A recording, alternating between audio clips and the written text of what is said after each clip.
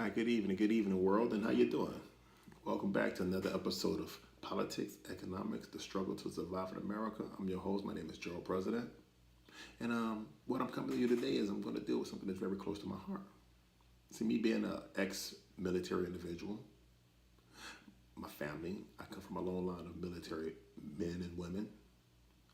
I have a unique perspective on what this individual is talking about, and the person I'm going to be diagnosing and analyzing is President Dwight D. Eisenhower. A speech in 1960, January 1961. This is when he's leaving, and Kennedy is coming in. Mr. Eisenhower was the last five-star general. Now, I want you to understand something. During the time while he was the five-star general and became president, the United States was just starting to integrate the military. But what he did upon leaving the White House, he broke down exactly why America was going to be headed for a collision course with itself. So I just want you to listen closely. It's only 2 minutes out of your time, and then I get back to you. And here he is. Ladies and gentlemen, the President of the United States. Good evening, my fellow Americans. We now stand 10 years past the midpoint of a century that has witnessed 4 major wars among great nations.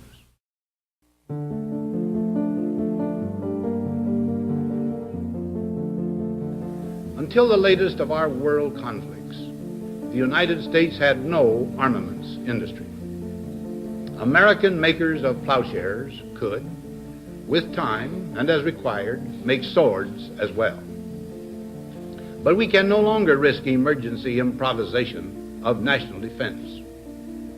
We have been compelled to create a permanent armaments industry of vast proportions. Added to this, 3.5 million men and women are directly engaged in the defense establishment. Now, this conjunction of an immense military establishment and a large arms industry is new in the American experience. The total influence, economic, political, even spiritual, is felt in every city, every state house, every office of the federal government. We recognize the imperative need for this development, yet we must not fail to comprehend its grave implications. Our toil, resources, and livelihood are all involved. So is the very structure of our society. In the councils of government, we must guard against the acquisition of unwarranted influence, whether sought or unsought, by the military-industrial complex. The potential for the disastrous rise of misplaced power exists and will persist. We must never let the weight of this combination endanger our liberties or democratic processes. We should take nothing for granted. Only an alert and knowledgeable citizenry can compel the proper meshing of the huge industrial and military machinery of defense with our peaceful methods and goals, so that security and liberty may prosper together. Now, I need you to understand something. The United States spends more money building up weapons of war, weapons to kill generations, than every country on this planet combined. I'm going to say it again. The United States spends more money and resources than every other country, nation combined. Do you understand that? We can't fix the roads in America. We can't provide free education for every citizen here in America. We can't provide free housing for every citizen here in America. But what we can do, we can build a tomahawk missile, an F-35 airplane. We can build a fleet of aircraft carriers. But we can't even fix the roads and provide just a basic standard of living for its citizens. See, that's what's so unique about America. and being separated by the Atlantic and the Pacific Ocean, two gigantic masses of water. We're isolated from the rest. So if America chose to do it, it could. It could provide. I'm going to give you something that's really unique. This is as of May 7, 2018. The United States budget on the military was $610 billion. China, Russia, Saudi Arabia, India, France, United Kingdom, and Japan spent a total of $578 billion. Did you understand that? 610 billion for the United States of America, 578 billion for those countries combined. Now, those are the 7 largest other militaries outside of America. Now, China has the largest due to the size of its population of 1.3 to 1.5 billion people. India, another 1.3 to 1.5 billion people. The United States only has 300 million people, 330 million people. Yet we spend more money than all of these other countries combined. Now you have to ask yourself, a nation that makes up 4.5% of the entire world's population has the wherewithal and the capacity to build up more weapons and spend more money than all of these 7 nations combined. But yet you can't fix the basic needs of your own people, your own citizens. That tells you a lot about the country that I live in. And for those that's listening, you want to say, well, why don't you leave and go back? Where am I going to go? I'm a descendant of a slave. I never immigrated to America. So before you fix your mouth to tell me, a proud descendant of a slave, to go back to where I come from, first you need to check yourself and ask you where you come from. Because if you immigrated from Europe, which majority of the people who, white people who live here in America, yes, you did immigrate here. 9 times out of 10, your ancestors didn't fight in none of these wars, especially the Civil War, and especially the fight against the British for independence. So that's just a side note for you individuals that feel that way. So again, me being a proud descendant of a slave and understanding that I live in a nation that will go to the depths to build up such armaments, and the fear that they have to where they want to maintain control by constantly committing genocide on a massive scale.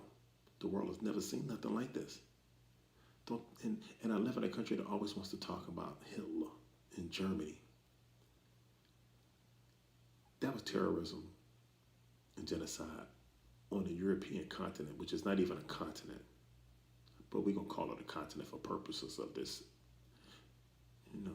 this episode. We're not going to talk about, they don't like to talk about the genocide that is inflicted on indigenous people here, whether it was indigenous Africans or the indigenous Native Americans, which, they so love to call Indians. So just think about living in a nation like that. And I'm going to tell you what they do with that money. Now, I'm going to just give you a list of the countries that America has used these hundreds of billions of dollars, and I really mean trillions, because they don't count the black ops, the CIA, the covert operations that they conduct globally.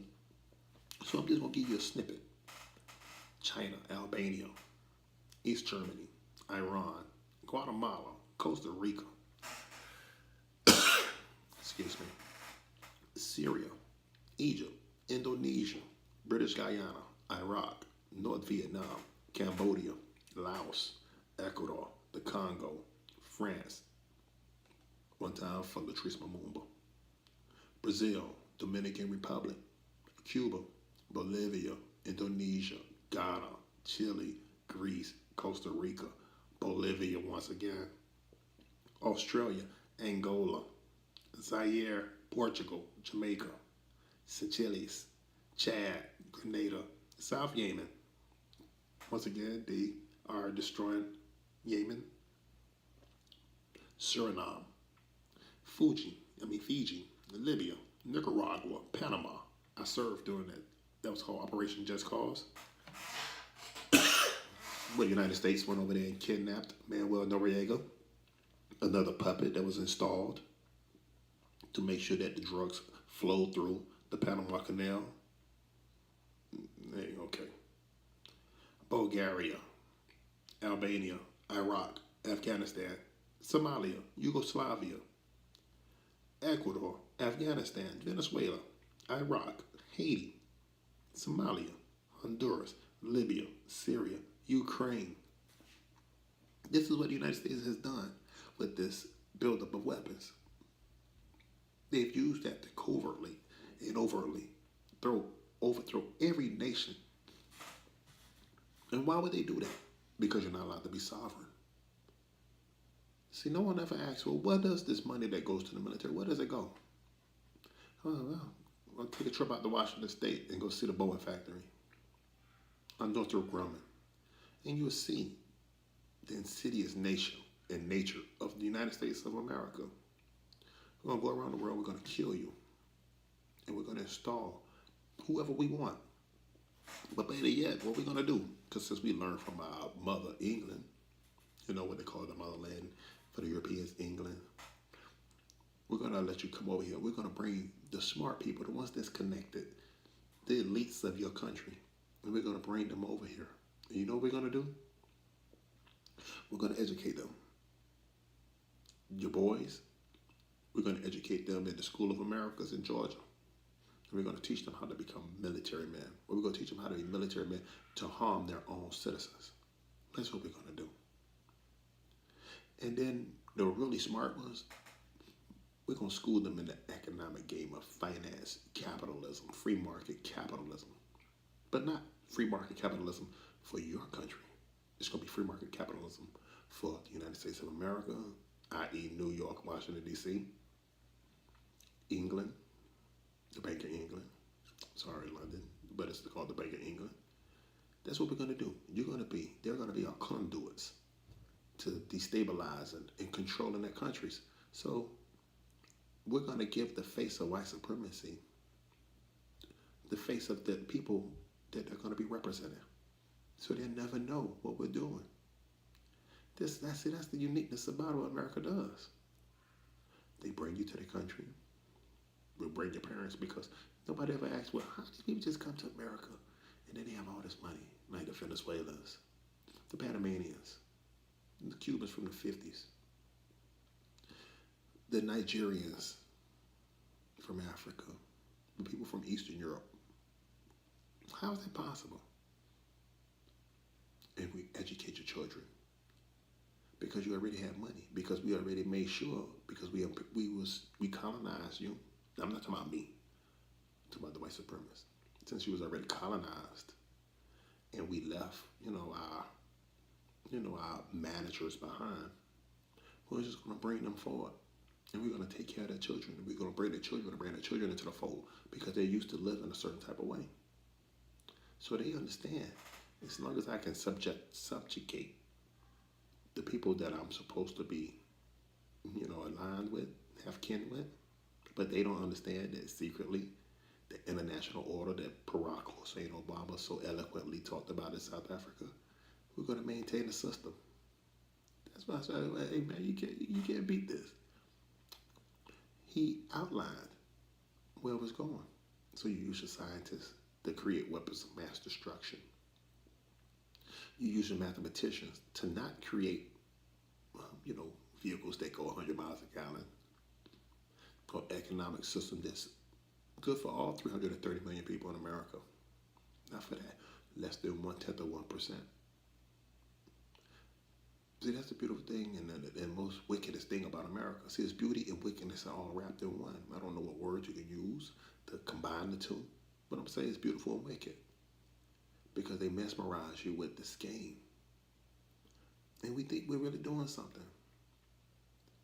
I mean, just think about all those countries the United States has overthrown, and how they went around. And you notice he didn't say World War I, World War II, because he knew there was no world war. It was a consolidation of the white supremacists fighting one another. Now, that's just a brief one this week. The next one, I'm going to go further in depth on this military-industrial complex connected with our economic system. I'm I'm your host. My name is Jerrald President. Peace.